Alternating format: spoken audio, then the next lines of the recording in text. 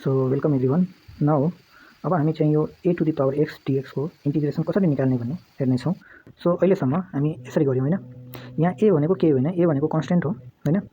जसरी हामीले X to the power N गऱ्यौँ, यहाँनिर एन भनेको कुनै नम्बर थियो होइन, 1 2 3 एन्ड सो अन कुनै पावर थियो भने अब यो एनलाई हामी जस्ट के गर्छौँ भने भेरिएबललाई पावरमा लेख्ने र यो जुन कन्स्टेन्ट हो कन्स्टेन्टलाई हामी बेस बनाउँछौँ। इट मिन्स जसरी एक्स टु द पावर 5 छ भने अब यसको जस्ट हामी के लेख्छौँ भने 5 टु द पावर एक्स होइन। त्यही फर्म त हो ए टु द पावर एक्स भनेको हो। अब यो छ भने यस्तो सिचुएसनमा ए टु द पावर एक्स आयो भने हामी के लेख्छौँ, केही गर्नु पर्दैन। माथि हामी चाहिँ न्युमरेटरमा ए टु द पावर एक्स लेख्छौँ र तल लग लेख्दा नि हुन्छ, लग ए लेख्दा नि हुन्छ अथवा एलएन ए लेख्दा नि हुन्छ।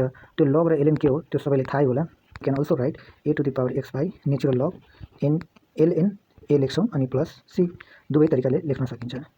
यहाँनिर केही टेन्सन लिनु पर्दैन, जस्ट यहाँ a to the power x हो र अघि हामीले गरेको x to the power n dx थियो। X to the power n dx छ भने x to the power n plus 1 by n plus 1 plus C गर्छौँ। तर यहाँनिर a to the power x भएकोले हामी के गर्दैछौँ, a to the power x न्युमरेटरमा लेख्ने, तल डिनोमिनेटरमा either we can write log a or LN A plus C लेख्ने, किनभने यो इन्डिफिनिट इन्टिग्रल हो। ओके, सो यो त कुरा हामी बुझ्यौँ। अब यो ए को सट्टा हामी कुनै बेला 5 टु द पावर एक्स लेख्यौँ भने के लेख्नुपर्छ, 5 को पावर एक्स लेख्ने अनि डिनोमिनेटरमा एज यु लाइक कुनै बेला लग लेख्न मन छ लग लेख्दा नि हुन्छ, लग 5 प्लस सी लेख्नु, or you can also write LN 5 no instead of log. So यसरी गर्न सकिन्छ। अब यहाँनिर एउटा कुरा अझ के थप्न चाहन्छु भने यहाँ a to the power x हो नि, हो ए टु द पावर एक्स र ई टु द पावर एक्समा के हो चाहिँ डिफ्रेन्स, दुवैमा के डिफ्रेन्स होला?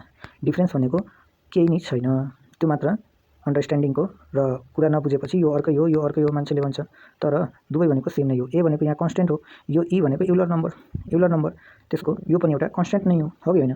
सो अब यही फर्मुला अनुसार लेख्यो भने के हुन्छ, एकपटक हेरौँ। ई टु द पावर एक्स माथि लेख्ने, तल हामी के लेख्छौँ एलएन अथवा लग बेस 10 अथवा एलएन ई जे लेख्न सकिन्छ प्लस सी।